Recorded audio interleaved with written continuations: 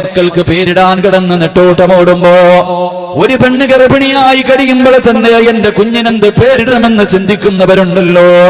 അല്ലാഹുവേ, വാപ്പയുടെയും ഉമ്മയുടെയും പേരിന്റെ ഒന്നാമത്തെ അക്ഷരം വേണമെന്ന് കരുതിക്കൊണ്ട് അല്ലാഹുവേ അർത്ഥം പോലും നോക്കാതെ ഫേസ്ബുക്കിൽ കയറിയിട്ട് ഡിക്ഷണറി നോക്കുന്ന എന്റെ പ്രിയപ്പെട്ട സമൂഹത്തോട് അല്ലാഹുവിന്റെ ഖുർആൻ പറഞ്ഞു തരുന്ന പേരുകൾ അറിയുമോ? അല്ലാഹുവിന്റെ ഖുർആൻ പറയുകയാണ്, യാ അയ്യുഹൻ നബിയ്യു ഇന്നാ അർസൽനാക ഷാഹിദാ. മക്കൾക്ക് പേരിടുന്ന എന്റെ പ്രിയപ്പെട്ടവരോട് ഖുർആൻ പറഞ്ഞ പേരാണ് ഷാഹിദ്. അല്ലാഹുവിന്റെ ഖുർആൻ അർത്ഥം പോലും നോക്കേണ്ട സഹോദരങ്ങളെ, ഖുർആനിലുള്ള പേരാണ്. അല്ലാഹുവിന്റെ റസൂലിന്റെ പേരാണ് ഷാഹിദ്. രണ്ടാമതായി ഖുർആൻ പറയുന്നു മുബശ്ശിറാ.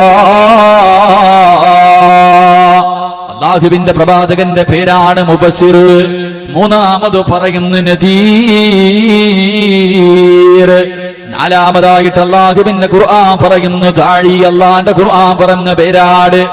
എന്റെ പ്രിയമുള്ളവരെ, അല്ലാഹുവിന്റെ ഖുർആൻ പറയുന്നു സിറാജം വ ഖമറം മുനീറാ.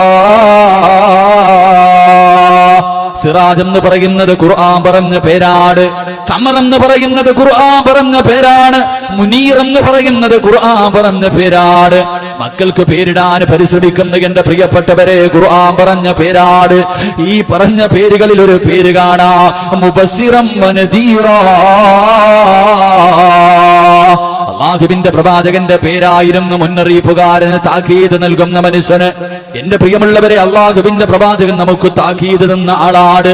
മുന്നറിയിപ്പുകൾ പറഞ്ഞു തരാൻ കടന്നു വന്ന പ്രവാചകനാണ്. അഷ്റഫുൽ ഖൽഖ് നബി മുഹമ്മദ് മുസ്തഫ സല്ലല്ലാഹു അലൈഹി വസല്ലമ.